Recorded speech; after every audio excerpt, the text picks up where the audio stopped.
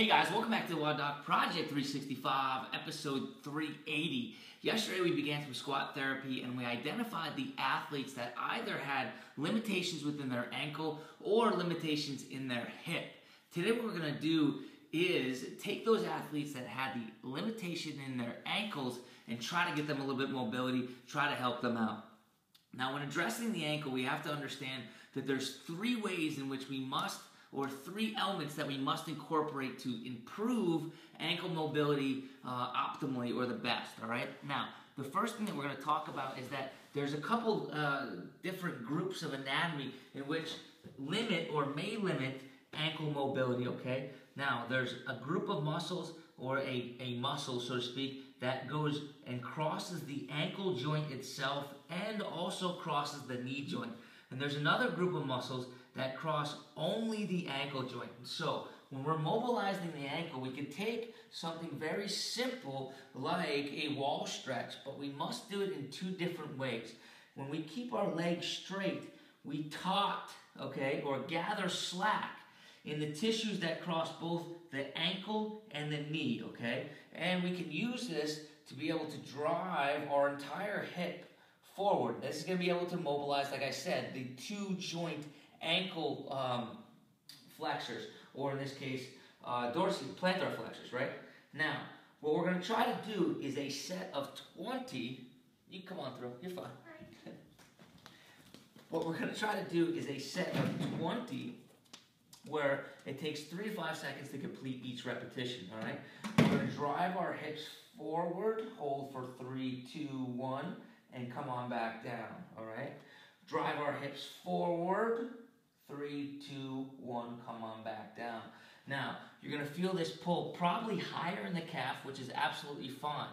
After we complete 20 repetitions of 3 to 5 seconds apiece, what we're going to do now is add the same wall stretch mobility, but this time bend the knee. When we bend the knee, it slacks the muscles that will cross both the knee joint and the ankle joint and allows us to concentrate or isolate the mobility to the one joint ankle flexors, okay? So what we're going to do now is we're just going to come down in that same position, okay? We don't have to be onto our knee, but it needs to be bent in this position, okay? We're going to do the same thing. We're going to drive our heel as close to the wall as we can with a bent knee. Now, instead of driving our hips towards the wall, we're just going to drive our knee towards the wall. And in this case, a lot of times you're going to feel the mobilization much lower in the ankle, which is absolutely fine as well.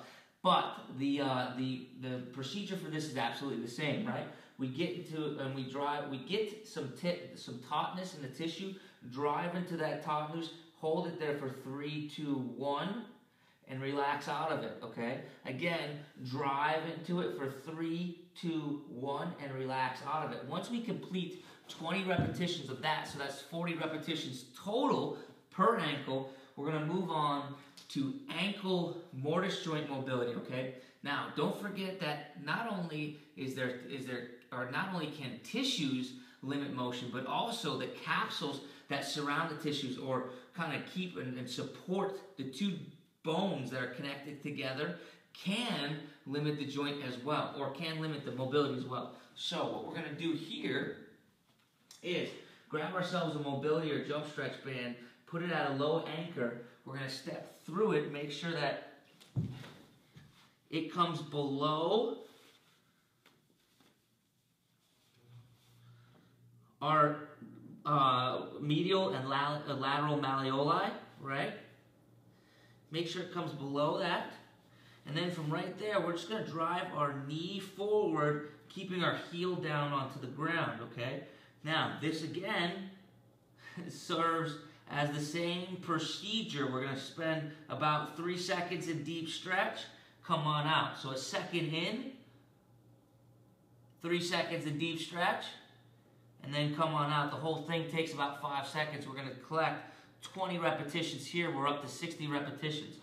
The final thing in which that I want to talk about when we're talking about improving ankle mobility is paying attention to the forefoot rotation, okay? Now, I'm not going to go into a bunch of anatomy terms with it today, but what is important to understand is that when we're squatting, we don't just do it linearly, like straight over top the toe. What we do is we come to the outside as well. So if we have rigidity in this forefoot rotation, it's also going to limit our ability to squat and for that ankle to flex fully over top of the toe.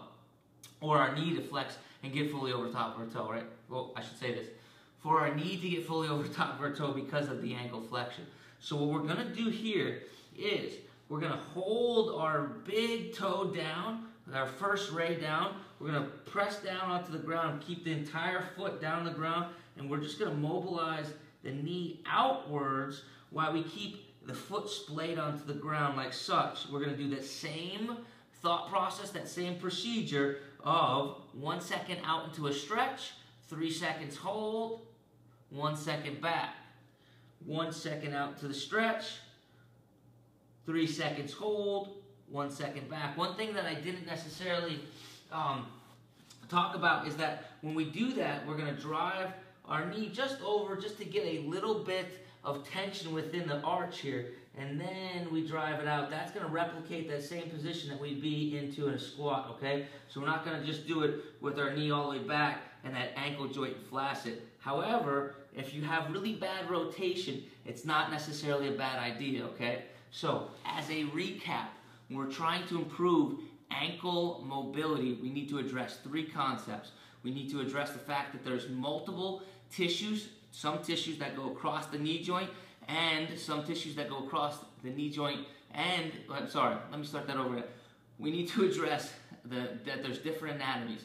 There's tissues that go solely across the ankle joint, and then there's also tissues that go across the ankle joint and the knee joint. And there's 2 different ways in which we can mobilize those, and we should address those differently, okay? Secondly, we need to understand that the joint itself, the capsule, can tighten around the joint and limit mobility itself, so we need to address that as well. And thirdly, we can't forget about the rotational aspects of the foot and how they can limit ankle mobility, especially in the squat.